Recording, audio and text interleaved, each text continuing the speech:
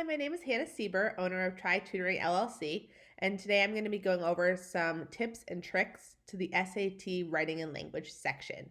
Here we go.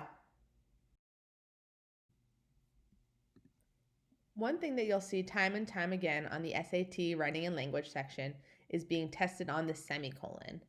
Two complete sentences can be connected using a semicolon, but they must be able to stand alone.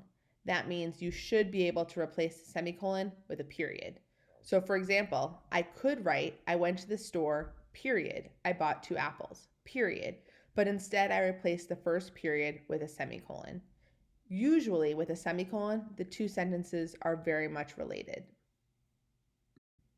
Very different from the semicolon, a colon comes in 2 ways when you see it on the SAT.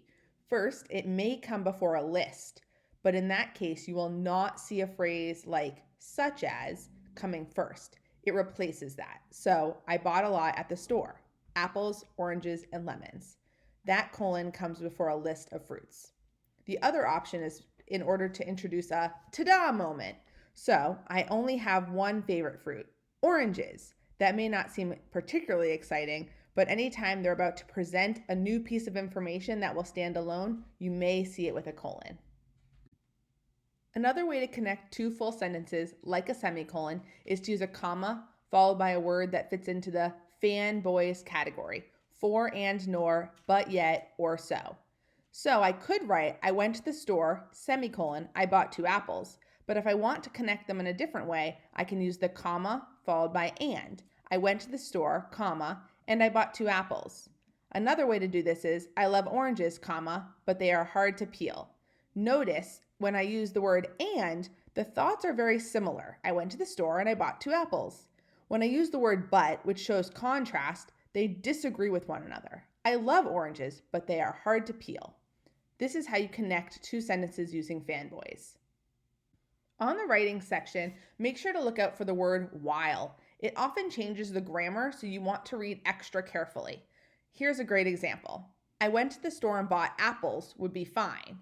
We've actually seen that a bunch of times as a full thought.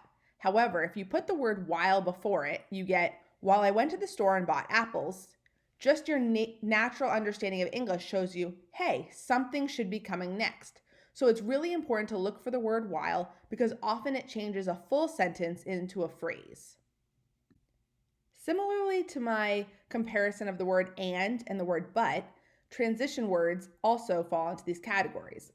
Things like however, therefore, moreover, similarly, these can all be transition words. Some of them imply that two thoughts match, others imply that two thoughts contrast. So, for example, I went to the store, however, I didn't buy anything. In this case, however, shows a contrast between the two thoughts. I needed lemons, therefore I went to the store, shows that they match up. I needed lemons, it makes sense that I went to the store. On the writing section, you want to be careful that the transition word used makes sense in the context. Two words you will often see tested on the SAT are its versus its. Its without an apostrophe is possessive, while its with an apostrophe means it is. So, the store was crowded, it's in a busy area, it is in a busy area. The apple was bruised, its skin was soft, the apple has skin. You want to be careful that you understand the difference before taking the SAT. Just like the comparison between its and its, there are 3 forms of the word there that you've probably learned about in school. THEIR is possessive, there with an apostrophe means they are, and THERE is used pretty much everywhere else. The apples look great. Their skin is bright red. The skin is possessive. The apples own the skin. They're buying 6 lemons. They are buying 6 lemons. And then there are 20 people in the store. Be really careful. You'll often see this tested. Thanks for listening to my writing and language section, tips and tricks. If you have any questions, feel free to email me or check out my website, www.trytutoring.com. Have a great day.